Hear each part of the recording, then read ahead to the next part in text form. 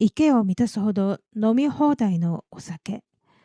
まるで林のように見える大量の肉。酒池肉林。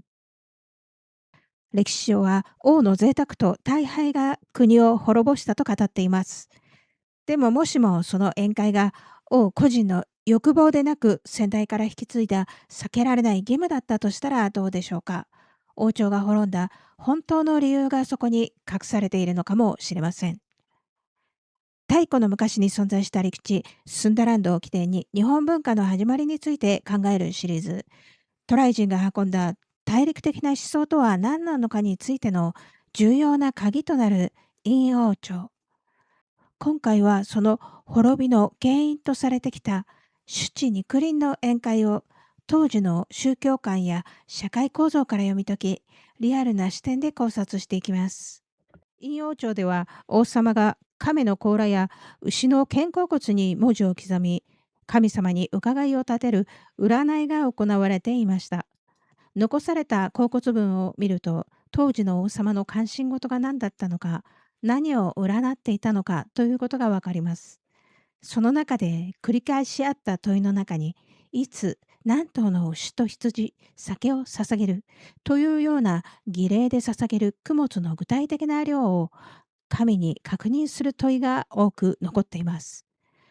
そして興味深いことに、その記録とほぼ同じ数の大量の動物の骨が一度にまとめて廃棄された状態で発見されているのだそうです。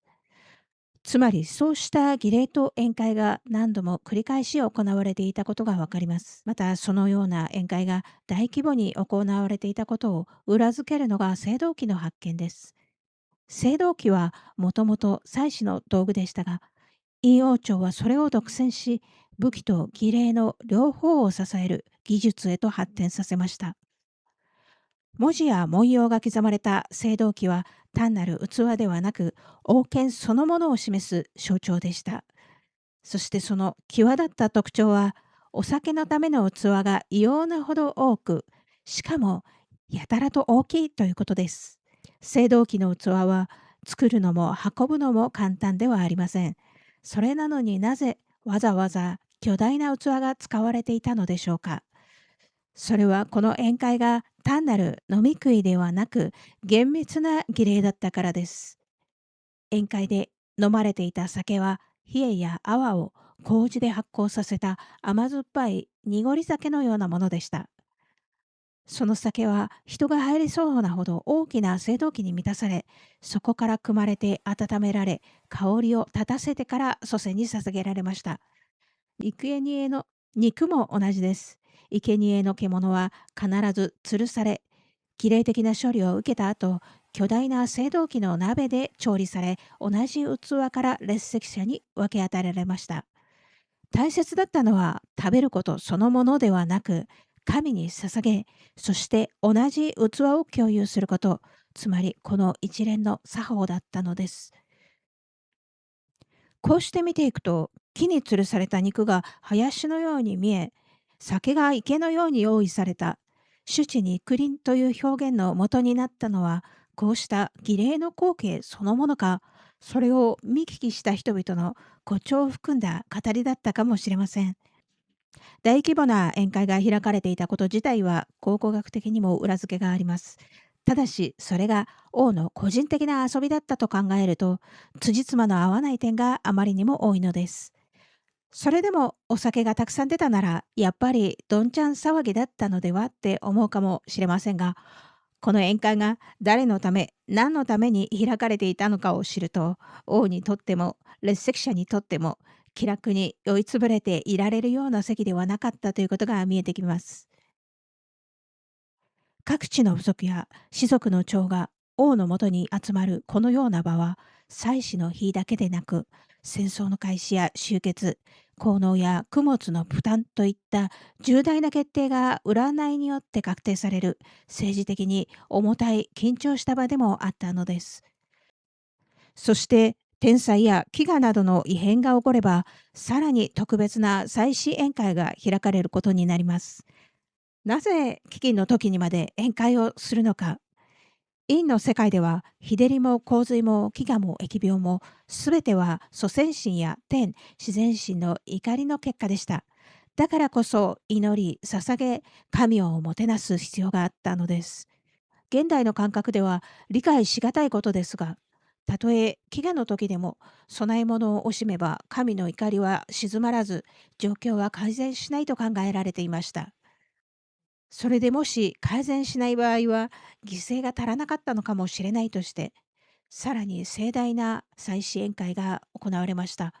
では民衆はこの宴会をどう見ていたのでしょうか。祭祀が行われているということは、王が祖先と交渉してくれている。今は我慢、そのうち回復する。そうした一定の納得は確かにあったのかもしれません。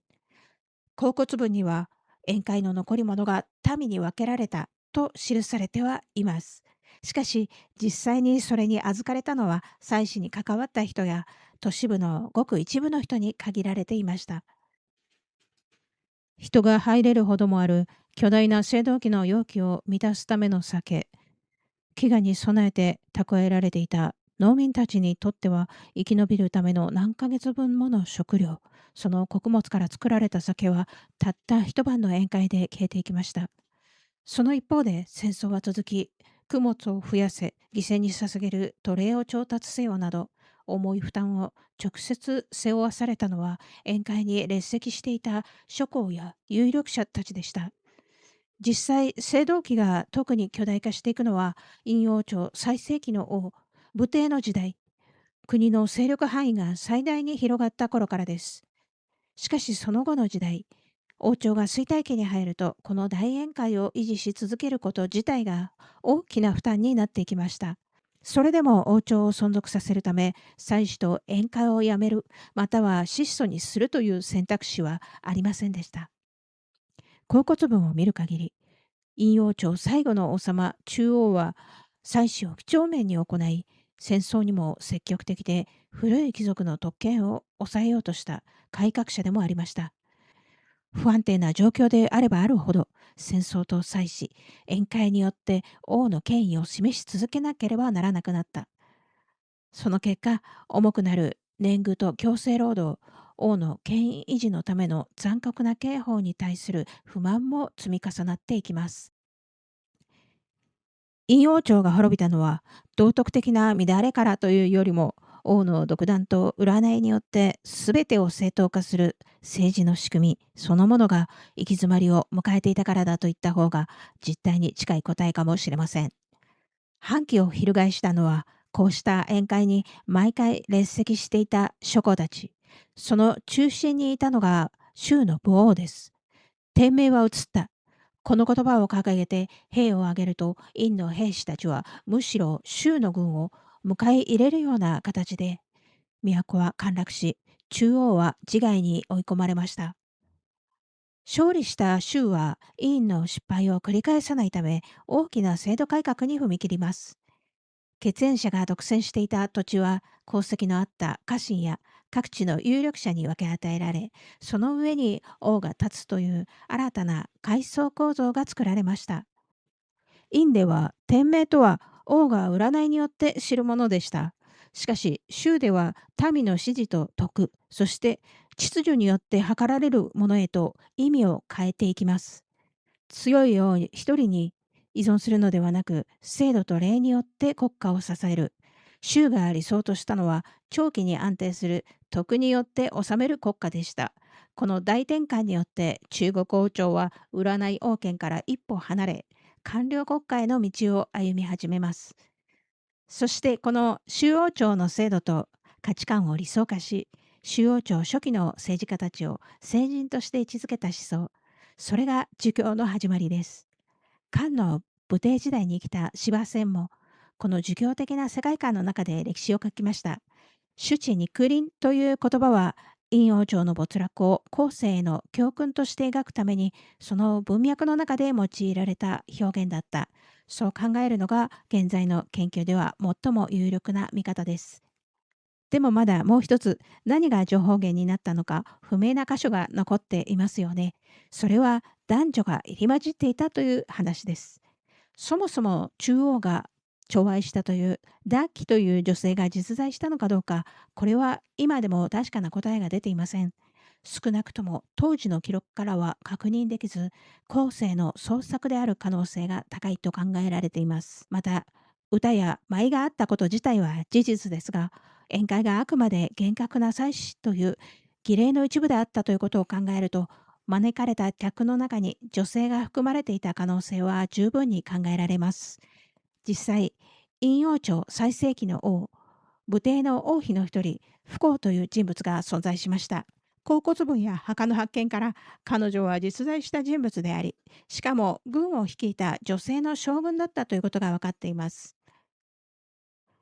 政治や軍事は男の仕事という考え方が強く定着するのはもっと後の儒教社会になってからのことでした。それ以前の社会では血筋や祭祀の能力によって女性が士族の代表となることも決して難しいことではなかったのかもしれません。主治肉林という強烈な言葉の裏には単なる大敗では語りきれない陰王朝の文化と社会の仕組みが確かに存在していました。女性でも将軍になれたという点、神様の機嫌を取るために国を挙げて行われた宴会、そして堕落すれば取り上げられるという天命の発想、これは以前ご紹介した南の海の女神神話に通じるものがあります。大陸文化の陰陽町と海洋民の文化の接点とは何だったのか。次回は陰陽町の国家的な経済活動だった青銅器の製造、材料の調達という視点から海洋文化とのつながりを見てみたいと思います。このチャンネルではこのような超古代、文明の始まる前の視点から現代の私たちの世界の常識を見直していきます。もし少しでも面白いと思っていただけましたら、高評価、コメント、チャンネル登録で応援していただけると大変励みになります。最後までご視聴ありがとうございました。また次回の動画でお会いしましょう。